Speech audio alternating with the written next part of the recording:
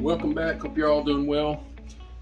If you've watched my channel for any amount of time, you know that I am big on fuel mileage. Always have been. Anything that I can do to make more money, put money in my pocket, I've always done or tried to. I just want to illustrate real quick because I know you guys probably get tired of me talking about fuel mileage, but there's lots of people that went out and bought, that W900 2005 model with a Caterpillar motor, and they're getting 5.5 miles a gallon. And that seemed, I even had a couple people comment saying that, yeah, it's not that big of a deal, it's not that much of a difference. It may not have been several years ago, but it saves you money if you buy an aerodynamic truck, a newer truck.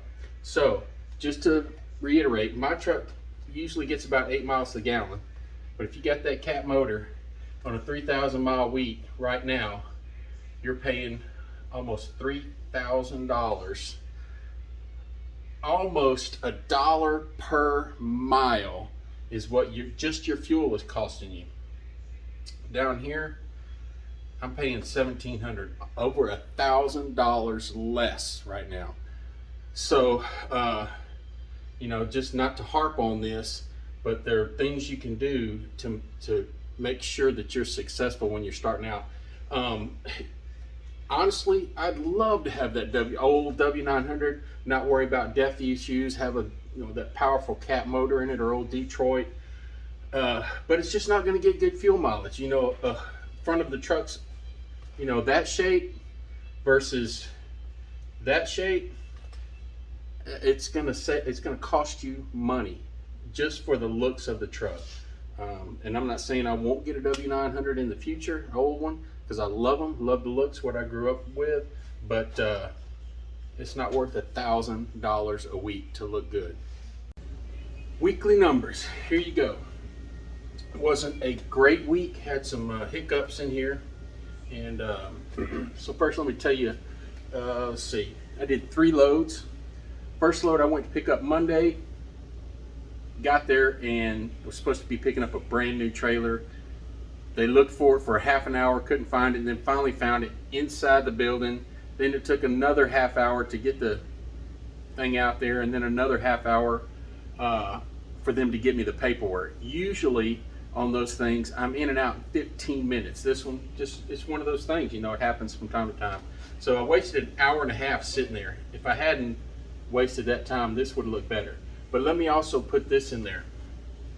I had a breakdown, and I had a little quick release valve on the back of my truck.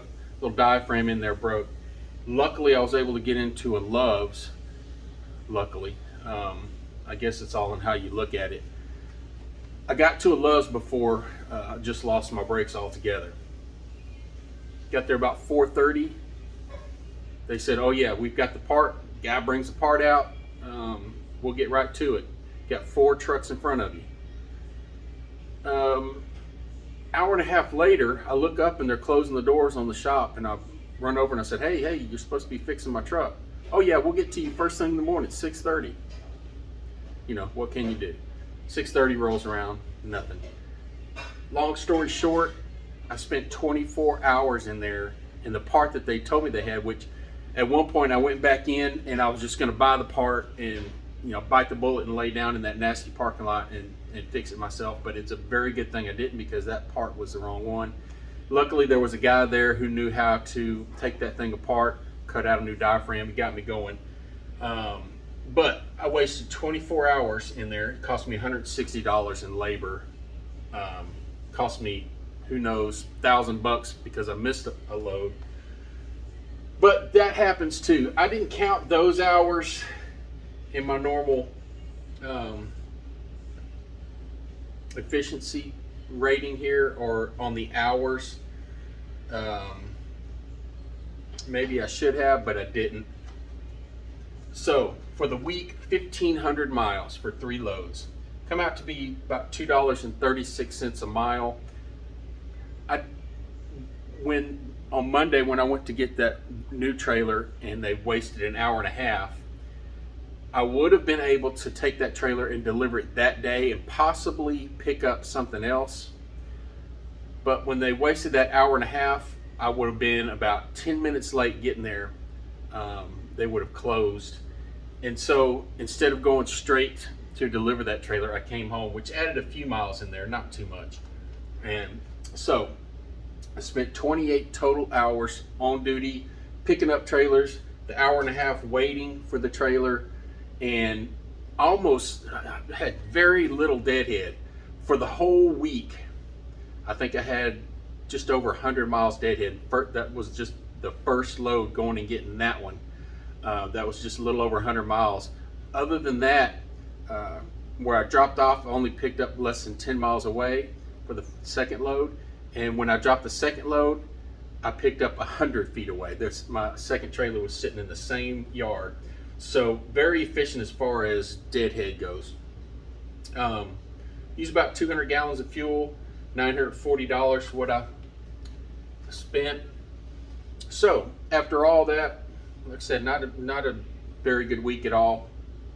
After you subtract fuel, this part or the labor and all my overhead, I came home with about $2,000. So still not a bad week. But keep in mind, like I said to begin with, about that fuel mileage.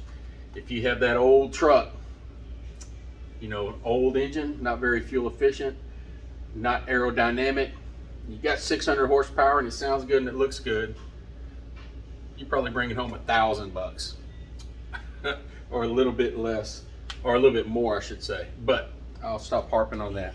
So that's my numbers for the week. These breakdowns happen. You can't avoid them. You're gonna have to stop to get inspections. You're gonna have to stop and get tires. You're gonna have to, all these things. What I try to do is limit these things by having them done on the road. I do a lot of all these little things like this. If I hear an air leak, I get out there in my driveway and fix it, because it'll be on my time and it won't stop me in the middle. When you get up some momentum, you don't want to stop during the week and stop at a Love's and wait for these idiots to take 24 hours to do something that this took 20 minutes for them to fix when they finally got to it. So anything you can do at the house as far as maintenance goes, jump on it and get it done, because it's going to save you, that 2 hours that you spend busting your knuckles is going to make you over $1,000, because you're not stopping to get somebody else to do it. Same goes for the oil changes, the fuel filters, all that. I can do an oil change all my filters in an hour. I can go out at 6 o'clock in the morning, have it done by 7, and be back inside having breakfast, drink coffee, watching TV, not sitting at a TA or a Petro paying double the amount of what it should cost. Yeah, that's it. See you next week.